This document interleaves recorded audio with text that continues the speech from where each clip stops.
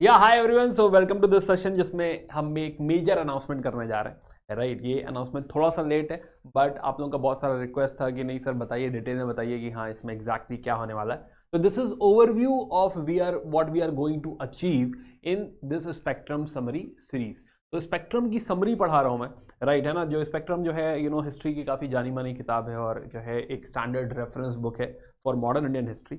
Right, तो a brief history of modern India ऐसी Spectrum की एक जो है बुक है and which is like well referred, well known. Right, तो इसकी समरी हमने यहाँ पे स्टार्ट करी है एंड उस सीरीज में आपको क्या मिलने वाला है आइए बात करते हैं। तो जो है सबसे इंपॉर्टेंट बात समझिए कि modern India is important for prelims. Right, last year 4 सवाल आए थे मॉडर्न इंडिया से, but this goes up to 10 and 12 questions. Right है ना, तो ये नंबर वेरी करता रहता है, कभी 4 कभी 8 कभी 10। तो अच्छा खासा जो है यू कैन से कंट्रीब्यूशन रहता है मॉडर्न इंडिया का इन योर प्रीलिम्स एग्जामिनेशन।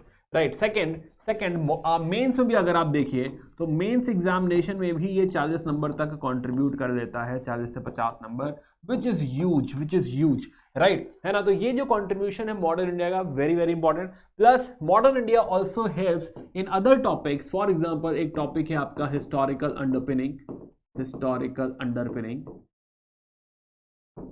ये आपका GS2 का टॉपिक है। तो उसके लिए जो बिल्डअप है, प्लस पॉलिटी के लिए जो बिल्डअप है, राइट है ना। इनफैक्ट सोसाइटी का भी काफी एंगल आप समझिए तो मॉडर्न इंडिया अंग्रेजों के राज्य से कनेक्टेड है। हमारी एजुकेशन पॉलिसी, हमारी यू कैन से जो है other policies with respect to may be famine, may be with respect to disaster management and all, काफी चीजें हम पीछे भी रेफर करते हैं अपने लॉज वगैरह के लिए, काफी चीजों में हम पीछे रेफर करते हैं। And that is the reason कि ये जो पार्ट है which is like a recent history becomes very very important. Right, तो हाँ ये इंपॉर्टेंट है। एंड जो है हम समरी जो अब यहाँ पे कर रहे हैं in this series, in this summary we will try to correlate things कि हाँ जो डॉट्स हमारे कनेक्ट नहीं हो पाते हैं जब हम सेल्फ स्टडी करते हैं या खुद पढ़ते हैं, तो कोरिलेट करेंगे हम। जो है देखो कैसे हुआ ये तो ठीक है, बट क्यों हुआ, लॉजिक है ना कि वाई। तो why is more important somehow, sometimes why is more important than how. कैसे हुआ ये तो ठीक है, ये तो बात करनी ही है, बट क्यों हुआ, तो वो पीछे की जो लॉजिकल अंडरस्टैंडिंग है उसके लिए हमारी ये समरी हमें काफ़ी हेल्प करेगी। राइट, जो शायद अगर आप खुद पढ़ेंगे तो maybe after 7 to 8 reading और 10 to रीडिंग आप जहाँ तक पहुँचोगे, राइट, ये summary will become like one stop solution for modern India. तो this will be one stop solution. इसके बाद इस जो है इस समरी के बाद आपको कुछ और कहीं रेफर करने की ज़रूरत नहीं पड़ेगी। राइट, आप सिर्फ और सिर्फ इस समरी को अगर आप पढ़ लें प्लस जो है फॉलो कर लें एक standard book, any standard book, चाहे वो स्पेक्ट्रम खुद हो या फिर कोई और बुक आपके पास ऑलरेडी अगर है तो आप उसे भी फॉलो कर सकते हो, तो definitely this will become like one stop solution for modern India. Right, तो हाँ, तो ये समरी आपको मॉडर्न इंडिया कंप्लीट एस करने में मदद करेगी। Plus, during the discussion, we will also create timelines, right? At some points, we will also look into mind maps.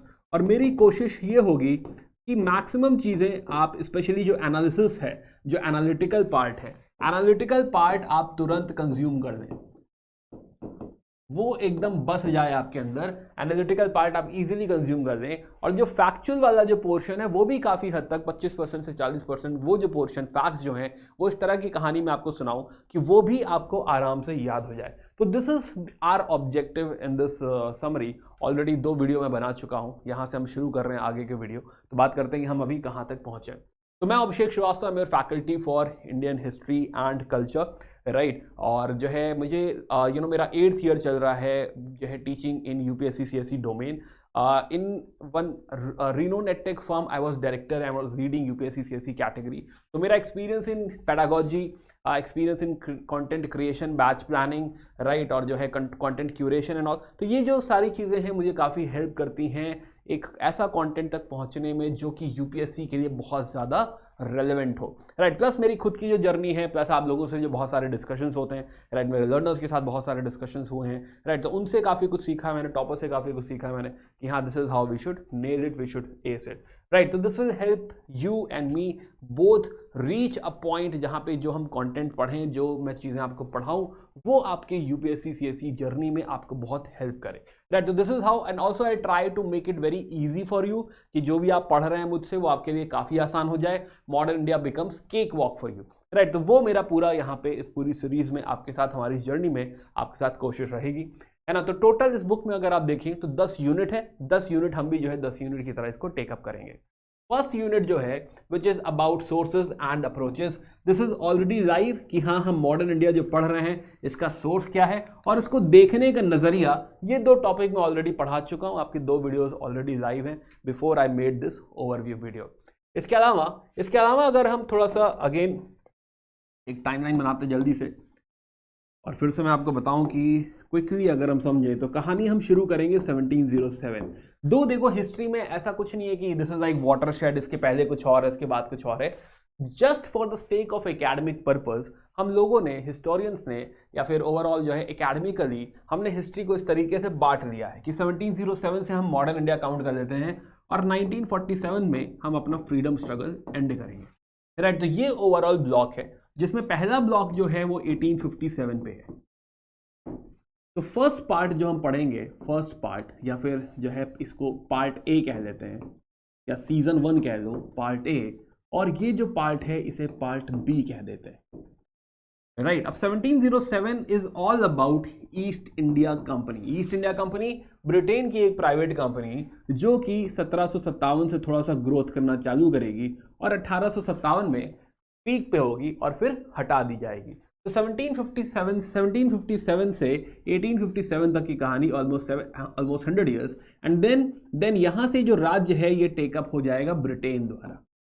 Britain इसको आगे रूल करेगा, ये कहानी, राइट। और इसमें ऑफ कोर्स 2 कैरेक्टर्स और हैं। एक तो भाई इस जगह पे डोमिनेंट लोग हमारे राजा महाराजा, यहां पे लिख लेते हैं Kings and queen's, and overall common man. तो ये टोटल इन 4 लोगों की कहानी है। टोटल आप देखो तो इन 4 लोगों की कहानी है, ये 4 प्लेयर्स की कहानी है ये, राइट। एक east India company private company, दूसरा इसका एक्चुअली मालिक ब्रिटेन, तीसरा राजे महाराजे और चौथा आम आदमी। नाउ अब जरा जो है इस बुक की अगर हम यूनिट को देखें तो सेकंड यूनिट अगर आप देखिए तो सेकंड यूनिट इज अबाउट कि यूरोपियंस कहां से आए, starting the story from 1498 advent of Portuguese, कैसे आए, इनका रीजन क्या है, राइट, है ना। तो जैसा कि मैंने कहा कि वाई इज इंपॉर्टेंट, तो वाई की बात होगी, एंड देन किस तरीके से ये कंसोलिडेशन हुआ है, राइट। तो ये जो यूनिट 2 हमको दिख रहा है, unit 2 is about this thing. Unit 2 हम यहां पे पढ़ेंगे कि ये राइज कंसोलिडेशन किस तरीके से हुआ है, एंड इसी में यूनिट 3 जो है हम समझेंगे कि इस राइज के अगेंस्ट ये जो दोनों लोग हैं ये किस तरीके से यहां पर और इसके पहले भी छोटे मोटे रिवोल्ट्स करेंगे, और सबसे बड़ा रिवोल्ट 1857। तो ये वाला जो दूसरा यूनिट आप देख रहे हो, तीसरा unit number 3 is rising resentment against company rule, revolt of 1857 plus, not only 1857 but उसके बाद भी उसके पहले भी बहुत सारी रिवोल्ट्स हुई हैं, राइट। तो ये हमारा रिवोल्ट का यूनिट होगा, एंड इसके बाद हम एंटर कर जाएंगे अपने पार्ट बी वाले पार्ट में, राइट। यहां से अगर हम देखें तो यहां पे चौथी यूनिट है रिफॉर्म मूवमेंट्स, कि भाई सबसे पहले जो जरूरत है वो सोशल रिफॉर्मर्स की है, तब कहीं जाके ये जो कॉमन मैन है, समझिए इस कॉमन मैन को सबसे पहले जरूरत पड़ेगी सोशल रिफॉर्म की। आप रिफॉर्म करेंगे तब कहीं जाके लड़ने लायक क्रिएट होगा। तो सबसे पहले रिफॉर्म मूवमेंट्स की बात करी जाएगी, राइट। ये हमको दिख रहा है कहां पे, ये हमको दिख रहा है unit number 4 reform movements, and फिर स्ट्रगल बिगिंस। तो this is like political struggle, अगला टॉपिक। एंड देन आप देखिए पॉलिटिकल स्ट्रगल हम पढ़ेंगे टिल 1919, और यहां से चालू होता है गांधीयन एरा। तो यूनिट 7 जहां पे आप मास नेशनलिज्म कह रहे हैं, 1919 से लेकर जहां पे वर्ल्ड वॉर चालू हो रहा है, this time is mass nationalism, और ये आपका यूनिट 7 हो जाएगा। तो यूनिट 7 समवेयर जो है हम शुरू करेंगे इन 1919 और टिल 1939। ये वाला पार्ट मास नेशनलिज्म, बड़ी ग्रोथ हमें नजर आएगी यहाँ पे। इसमें हमें नॉन कॉपरेशन मूवमेंट भी दिखाई देगा, इसमें सिविल डिसोबीडियंस मूवमेंट भी दिखाई देगा, और ये बिल्डअप है फाइनली क्विट इंडिया मूवमेंट के लिए, राइट। देन लास्ट जो 8वीं यूनिट हम देखें तो 8वीं unit is towards freedom and partition 1939 to 1947। ये बिल्कुल लास्ट लेग है, बिल्कुल ये वाला फाइनल लेग है जिसे हम एक्चुअली ट्रांसफर ऑफ पावर भी कहते हैं, कि ट्रांसफर ऑफ पावर भी यही होगा। एक्चुअली से कहना चाहिए कि पहले क्विट इंडिया मूवमेंट भी यही होगा, राइट, फिर ट्रांसफर ऑफ पावर होगा, फिर हमको फ्रीडम मिलेगा, एंड इसी से कनेक्टेड है पार्टीशन भी। ये हमारा ये वाला यूनिट है, 8वां यूनिट पार्टीशन, हमारी एकदम की लास्ट की स्टोरी। तो बहुत ही लॉजिकली ये बुक भी अरेंज है, राइट। ये क्रोनोलॉजिकली सारी स्टोरीज यहाँ पे सेटअप हो जाएंगी, राइट। बिल्कुल लास्ट में हम बात करेंगे कुछ ऐसे पॉलिसीज की, कुछ ऐसी चीज़ों की कि ब्रिटिश रूल के अंडर पॉलिसीज कैसी थी with respect to governance and related policies. तो पॉलिसीज का डिस्कशन हमारी 9th यूनिट होगी। लास्ट जो है 10th unit is after independence, क्या हुआ with respect to princely states, right, princely states, then जो है नेहरू जी की पॉलिसी एंड ऑल। तो ये सारा डिस्कशन हमारा लेटर डिस्कशन है। कॉन्स्टिट्यूएंट असेंबली वगैरह, कॉन्स्टिट्यूशन वगैरह की हम बात करेंगे। This is the last unit. ये टोटल समरी जो है, ये टोटल समरी पूरी आपकी जो मॉडर्न इंडिया है उसको सॉल्व कर देगी आपके लिए, राइट, है ना। सिर्फ आप इसको पढ़ दीजिए एंड जो है देन उसके बाद हमें क्या करना है, हाउ टू लर्न। तो उसके बाद आपको करना क्या है कि इस समरी के साथ साथ एक एनसीईआरटीज आप पढ़ लीजिए, एनसीईआरटीज क्लास 8th, राइट, और क्लास 12th। अब आप पूछेंगे सर जो है क्लास 12th की सिर्फ और सिर्फ मॉडर्न, राइट, अब आप थीम वाली जो है, और फिर आप पूछेंगे सर जो है ओल्ड एनसीईआरटी हम पढ़ना चाह रहे हैं, है ना। तो ठीक है, ओल्ड एनसीईआरटी पढ़ लो, कोई बात नहीं, कहीं एक एनसीईआरटी को सोर्स बना लो, एनसीईआरटी को पढ़ लो, प्लस इसके साथ कोई भी एक स्टैंडर्ड मटेरियल।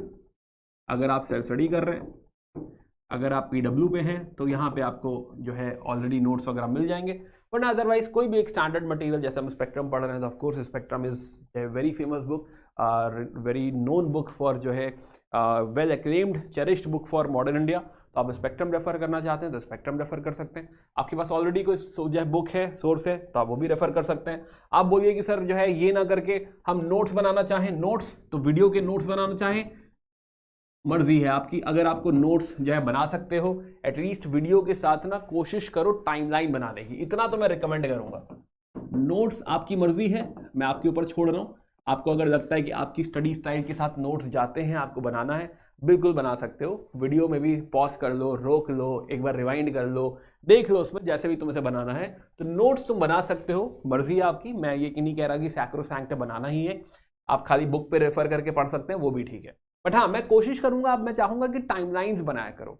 कोई देखो जो है हमारा ये मिथ है हिस्ट्री में कि हमको क्या रटना होता है, हमको समय याद रखना होता है, हमें कोई ईयर्स बैटल समय जो है रटने होते हैं। ऐसा कुछ भी नहीं होता है, this is a myth, right. हमें कोई बैटल नहीं रखनी होती है, हमें सिर्फ टाइम फ्रेम्स चाहिए होते हैं कि किस समय में क्या हो रहा है, right. Only time frames are important. जैसे मैं जो तुम्हें अभी मैप दिखाता हूँ, जो टाइमलाइन दिखाता हूँ, राइट, है ना, सिर्फ और सिर्फ वो टाइम फ्रेम इंपॉर्टेंट है कि यहाँ पे ये हो रहा था, यहाँ पे ये हो रहा था, क्रोनोलॉजिकली इवेंट्स ऐसे हुई। You will understand whole story, you will understand whole philosophy, you will understand whole logic behind whatever is happening. कुछ भी पूछेगा UPSC, right? You should be able to cater because you know exactly हुआ कैसे था, है ना, इतिहास ऐसा हुआ, तो हाँ, तो वो तुम्हें पता चलेगा कि ऐसे हुआ था। तो that is more important। Plus चीज़ों को स्पेशली फैक्ट्स वगैरह को स्ट्रीमलाइन करने के लिए माइंड मैप्स वगैरह बीच बीच में मैं दिखाऊंगा आपको, तो ये आपको हेल्प करेगा ओवरऑल हिस्ट्री को केटर करने में, right. Not at all the places, but जहां भी पॉसिबल होगा I will show you mind maps. Mind map is something जो तुम खुद भी बना सकते हो। This is more like a micro notes, right. और आपका ये सर हम सिर्फ और सिर्फ बुक पे रिलाय करना चाहते हैं, किसी स्टैंडर्ड बुक पे रिलाय करना चाहते हैं, बिल्कुल आप रिलाय कर सकते हो, बिल्कुल जो है बहुत अच्छे से रिलाय कर सकते हो। आपका सर हमें कोई नोट्स नहीं बनाना, हम सिर्फ उस पर रिलाय करेंगे, बार बार पढ़ते रहेंगे, कई बार रिवाइज करेंगे। अरे बिल्कुल दोस्त, ठीक है, जो है ये तो आप कर ही सकते हो, no doubt about that. But क्या होता है कि कुछ हर किसी के पढ़ने की स्टाइल अलग होती है।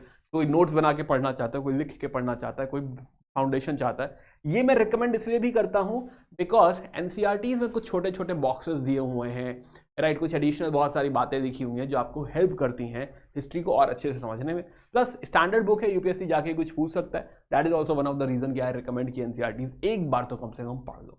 भले तुम इसको 100 बार रिवाइज ना करो, लेकिन हाँ एक बार रीडिंग मारे रहो, सो दैट यू नो कि हाँ ऐसा कुछ कहीं लिखा हुआ था, कोई चीज़ डीप में जाके। अब जैसे कि एनसीईआरटी में 1857 में एक सोल्जर का लेटर दिखाया गया है। अब 1857 में उस सोल्जर का बेटा 1857 की क्रांति की तरफ से लड़ रहा है, राइट, इंडिया की साइड से लड़ रहा है, राइट, और जो सोल्जर है वो अंग्रेजों की साइड से लड़ रहा है। तो ये जो पर्सपेक्टिव तुम्हें सीखने को मिलेगा कि वो क्या सोच रहे थे, ये इनको क्या कह रहे हैं, ये सब इस डिटेल में जो है आपको थोड़ा एनसीईआरटी में ज्यादा अच्छा दिख जाता है, राइट, है ना। तो वो मौका भी होता है एनसीईआरटी में, क्योंकि उन्होंने जो किताब लिखी है वो बहुत बेसिक उस पर लिखी हुई है, राइट। तो वो थोड़ा सा अच्छा एवेन्यू भी है एंड हेल्पफुल है, तो मैं रिकमेंड करूंगा कि एक बार ज़रूर आप एनसीईआरटी पढ़ लें, स्पेशली नई वाली पढ़ लें तो ठीक है। ओल्ड के लिए परेशान नहीं होना, ओल्ड के लिए ढूंढने नहीं निकलना है, जीरोक्स नहीं ढूंढना है, अगर आपको नई भी मिल जाए तो चलेगा। प्लस ये जो वीडियोज़ हैं है ना, ये आप मुझ पर भरोसा रखिए कि हाँ जो है इन वीडियोज़, ये जो वीडियोज़ बनेंगे राइट, ये जो सारी क्लासेस होंगी जो है आई ट्राई कि हम जितनी जल्दी ये कोर्स ख़त्म करें अच्छी बात है, बट फिर भी ऐसा कोई हरी नहीं है राइट, हम पूरे कोर्स को बराबर टाइम देंगे। आप ऐसा मान के चलिए कि मैं रफली आपसे जनवरी एंड तक का टाइम मांग रहा हूँ, जनवरी एंड तक या विद इन जो है you can say by 35 video somewhere right, जो है ये सारी जो बुक है ये आपकी कंप्लीट हो जाएगी और सिर्फ आप इस पर रिलाय करेंगे तो भी आपका काम हो जाएगा। आप आराम से यूपीएससी का कोई भी क्वेश्चन, चाहे वो प्रीलिम्स का हो चाहे मेंस का हो, सब कुछ आप हैंडल कर पाएंगे राइट, है ना। चलिए ओके, तो बेसिकली हाँ यहाँ पे एक बात और कि मेरा सोर्स जो है वो मेनली स्पेक्ट्रम रहेगा। I avoid going into other directions right, ताकि हम डेविएट ना हो, बुक पे अपना हम फोकस करेंगे। चलिए, तो I hope you got the point. बाकी शुरू करते हैं, 2 वीडियो ऑलरेडी लाइव हैं, go and watch those videos as well. Source of modern Indian history और approaches perspectives of modern Indian history right, दोनों ही इंटरेस्टिंग टॉपिक्स हैं, हालांकि दोनों थोड़े टेक्निकल भी हैं, तो मैं चाहूँगा कि आराम से देखो, समझो और बाकी इस सीरीज़ को पूरा देखो जो है। आई बी देयर एंड या do let me know in comments कि हाँ अगर आपका कोई सजेशन है, सुझाव है right, I be very glad to take that. Thanks lot, bye bye, take care.